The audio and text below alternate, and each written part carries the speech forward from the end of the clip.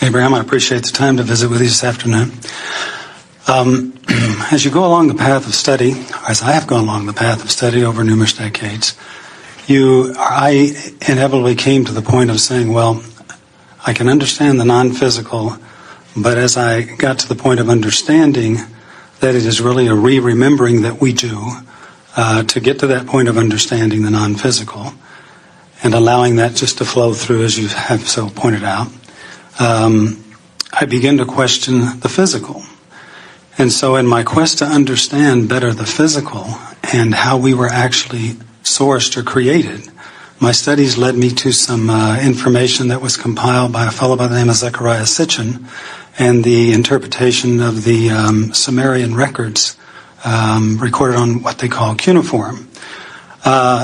His interpretation of what actually occurred was that we were actually genetically engineered from two species. The human being is the only species that is not native to the planet Earth. The hominoid, which was a species that they can catalog that was native to planet Earth, was supposedly crossbred or genetically engineered with a species from what he refers to as the 12th planet, or the terminology they use is the planet Nibiru. And when these folks occupied planet Earth for some period of time doing the things that they were doing here, they needed a slave society to do the work that they were doing. So they created or genetically engineered the human being. And as that aspect of their creation got out of hand, they chose to leave the planet and leave us to our own destiny, I guess.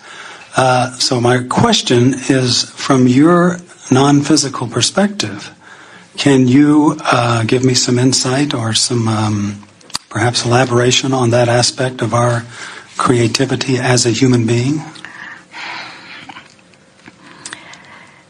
Physical man continues to do the following.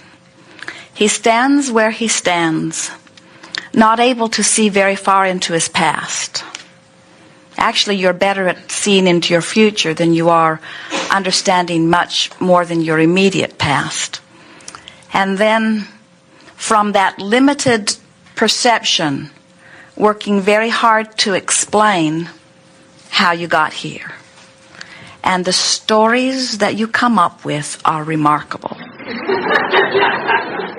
But not necessarily untrue. Well, here is the thing. We would not call anything not valid, because anything that you set your attention upon with enough clarity and enough time, you make your reality. But we have not seen interplanetary interaction. We see interplanetary vibrational interaction all the time. We are having some of that now. In other words, as we project thought here, we are not standing upon your planet while we project the thought. And so,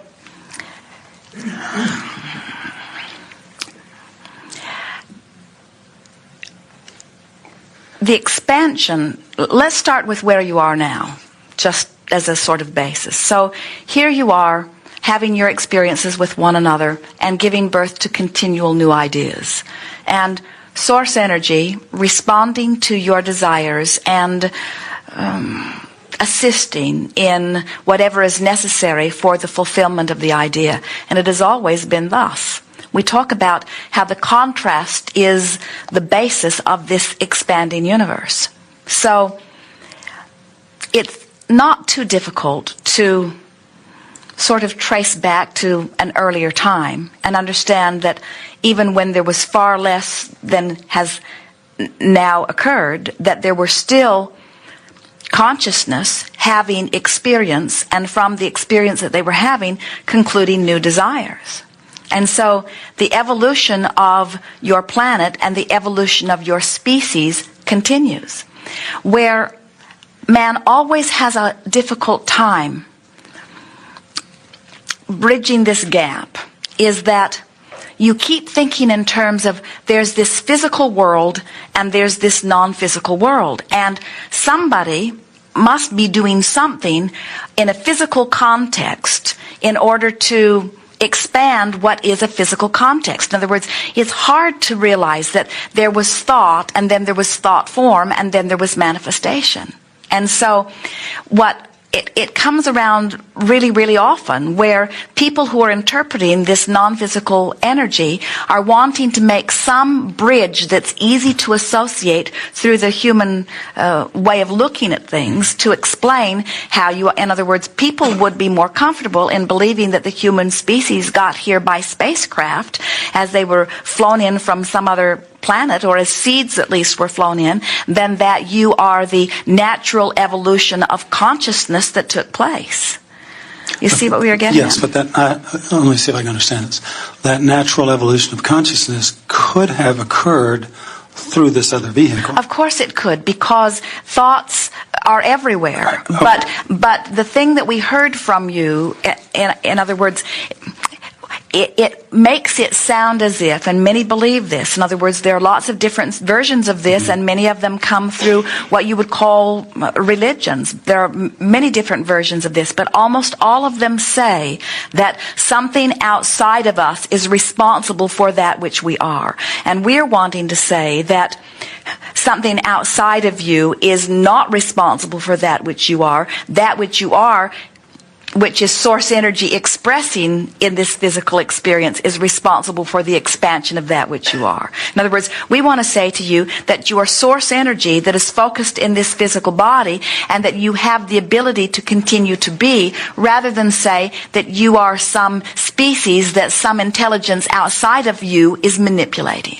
That's the difference. Okay, and I'm really not implying that. If I didn't mean to, if I did. So what is it that you want from us about this? Because this is the core of my question. Yes.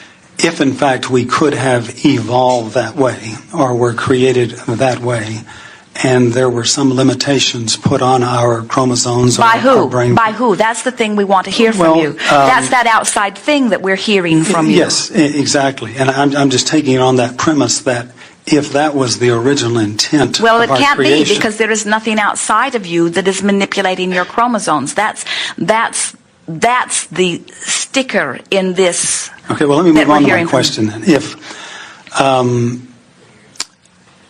I've done traditional meditation for about 30 years, maybe 32 years, and recently have switched to a different type of meditation, a program called Holosync, which uses an inducement of frequencies that your brain reach, whether you're at beta or alpha or theta, and get out into the delta area, which is where you want to be in meditation, to supposedly open up and tune in and tap in and turn on, or whatever you say. Okay, and this is a synthetically generated form of meditation, but clinically has the same but significantly stronger results, or faster results, than traditional meditation. So in looking in light of the fact that... are you able to convey your desire to the facilitator, or does the facilitator...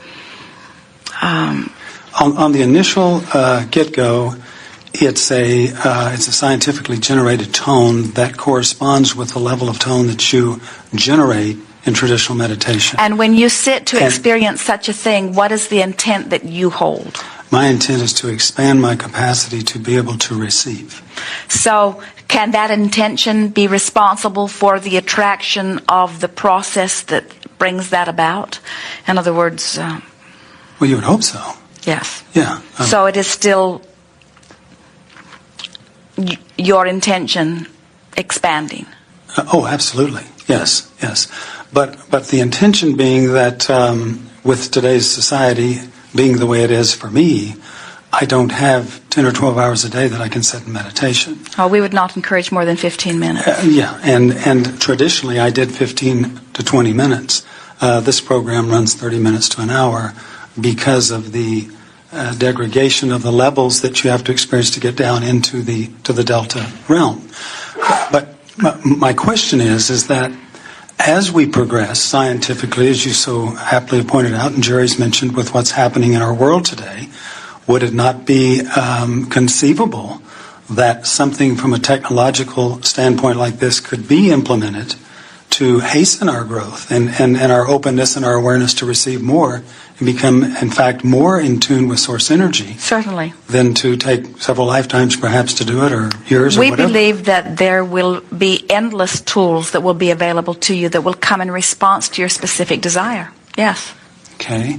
And do you see anything on the horizon specifically that would or would not be advantageous for us as a group to embrace, or it just depends on where you are in consciousness? It depends on where you are, and Okay.